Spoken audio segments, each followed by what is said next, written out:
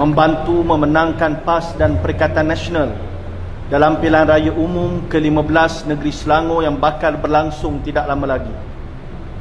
Dewan Pemuda PAS Negeri Selangor akan mengetengahkan calon-calon anak muda yang berkaliber dan berpotensi menang dan akan mengembeling kekuatan jentera pemuda PAS sehingga mencapai kemenangan dalam pilihan raya umum negeri. InsyaAllah kami berkeyakinan bahawa Pakatan Harapan dapat ditumbangkan di negeri Selangor, mengambil kira sokongan rakyat yang ampuh terhadap Perikatan Nasional dan kelemahan Pakatan Harapan dalam pentadbiran negeri, terutama dalam membela kebajikan rakyat. Ketakutan Pakatan Harapan di negeri Selangor dapat dizahirkan melalui ucapan fitnah Menteri Besar Selangor dalam Kongres Khas PKR yang menyamakan gelombang hijau dengan gelombang fasis. Ianya merupakan bukti betapa terdesaknya Pakatan Harapan di negeri Selangor sehingga membawa label jahat bagi menakut-nakutkan rakyat. Pakatan Harapan wajib dikuburkan dalam pilihan raya umum negeri yang akan datang. Hakikatnya tindakan PH yang saban hari menguburkan demokrasi dan kebebasan bersuara di dalam negara ini serta bertindak seolah-olah kerajaan kuku besi. Pemuda PAS Selangor juga menggesa agar Menteri Besar Selangor bercuti sementara siasatan SPRN dalam isu projek rundingan terus 700 juta Sungai Kelang. Kami juga bersedia pada bila-bila masa bersama barisan pimpinan politik, para pemimpin masyarakat dan dengan sokongan rakyat seluruhnya akan mengambil alih pentadbiran kerajaan persekutuan yang kini dipimpin oleh kerajaan yang gagal membawa aspirasi rakyat dalam pentadbiran. Kepimpinan negara hari ini telah memungkiri harapan rakyat dengan mengangkat pemimpin politik yang kini dalam pertuduhan kes rasuah dalam barisan jamaah menteri, mengenakan pendakwaan terpilih terhadap pemimpin politik pembangkang, mengekang kebebasan suara dan melakukan intimidasi politik terhadap anak-anak muda yang menyokong Perikatan Nasional serta mengambil mudah soal kebejatan masalah sosial serta keterukan agenda liberalisme dan pluralisme agama yang semakin mengakar dalam masyarakat. Sekian kenyataan Pemuda PAS Selangor sempena Muktamar Tahunan Dewan Pemuda PAS Negeri Selangor kali ke-57. Baik, kita buka soalan. Pada jadi PAS Selangor menyebut tentang calon besar daripada Perikatan Nasional dan menjalankan usul dari PAS Selangor sebagai besar. Kalau tengok sebenarnya bersatu berharapkan negeri Selangor ini menjadi negeri besar. Tadi sudah ada dengan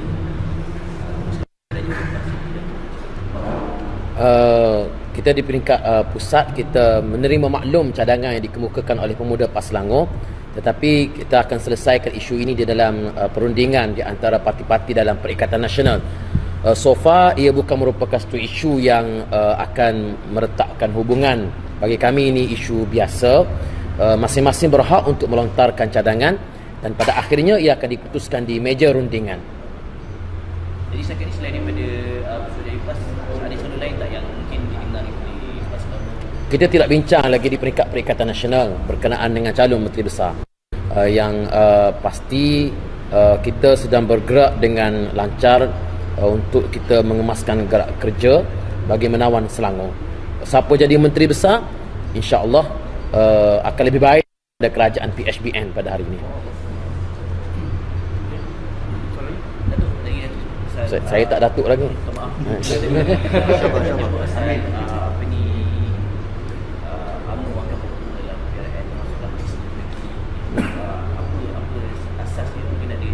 Asasnya ialah UMNO sudah pasti akan diberikan kursi yang punya majoriti Melayu.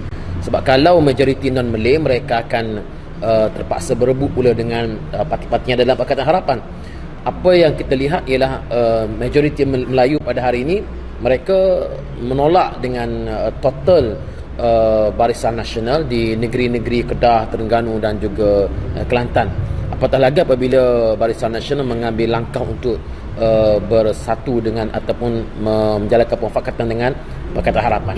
Jadi unjuran yang kita dapat lihat daripada pilihan raya kecil di kerusi Kedah, apa nama? Padang Serai. Apa yang kita lihat di Padang Serai, sekiranya unjuran itu diambil kira, kalau UMNO diberikan kursi majoriti Melayu, mereka hampir pasti tidak akan dapat memenangi kursi itu, kecuali mereka dengan ihsan diberikan kursi non-Malay, sebagaimana Parti Amanah yang diberikan kursi-kursi tersebut di dalam Pakatan Harapan. Okey, lagi soalan.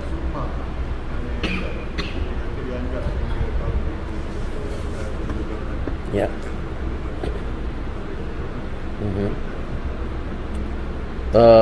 Saya tidak boleh bercakap bagi pihak Kerajaan Negeri Kelantan, tetapi pada saya perkara ini telah diselesaikan dengan kenyataan daripada pimpinan Kerajaan Negeri, dan saya juga dimaklumkan semalam telah dikeluarkan kenyataan oleh Yang Berhormat Datuk Timbalan Menteri Besar Kelantan sendiri. Jadi saya fikir itu tidak menjadi isu sukma dianjurkan di negeri mana. Yang paling penting ialah Kelantan hendaklah diberikan peruntukan bagi melengkapkan prasarana sukan. Itu yang paling penting. Bila nak buat sukma itu soal nombor 2. Yang penting bila dah prasarana lengkap, boleh buat pada bila-bila masa sahaja. Tapi semalam Perdana Menteri PAS tidak membawa RU355 dalam parlimen semasa menjadi sebahagian daripada kerajaan sebelum dia respon tak? Sudah tentu untuk RU355 mempunyai proses dan progresnya yang tersendiri. Jadi saya sentiasa bertanya tentang RU355.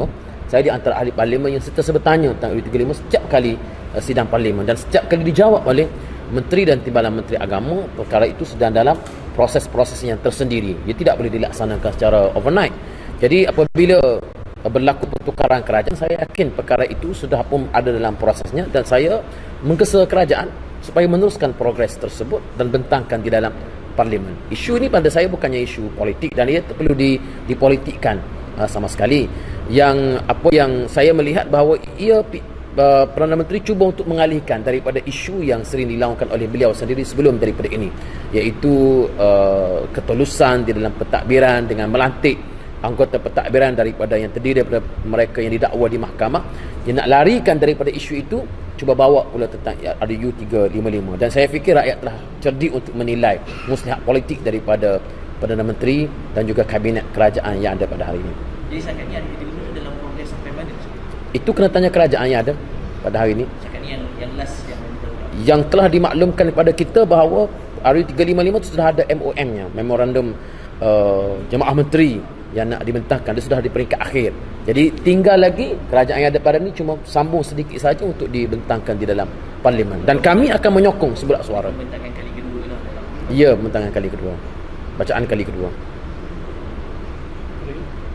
Okey. Last nak tanya pasal desakan rakyat tentang isu WSP ni dari Menteri Kerajaan, masih lagi kelas tidak mahu membenarkan, dan WSP pula dicagarkan melalui pinjaman bank. Saya fikir Perdana Menteri ini tidak mempunyai penasihat yang berwibawa, ataupun beliau tidak mengguna pakai nasihat daripada penasihat-penasihat yang telah dilantik daripada mereka yang punya background keuangan yang baik. Kerana kita tahu bahawa WSP tidak boleh dicagar, dan apabila beliau menyebut di parlimen dalam keadaan tidak menyebut tentang peraturan-peraturan susulan yang telah pun ada di dalam akta WSP, ini menunjukkan bagaimana beliau tidak begitu arif dalam ekonomi dan juga dari sudut undang-undang. Jadi saya menggesa dan saya mencadangkan supaya Perdana Menteri kena belajar lagi untuk menjadi seorang Perdana Menteri yang baik. Okey, terima kasih. Baik, terima kasih semua. Terima kasih semua.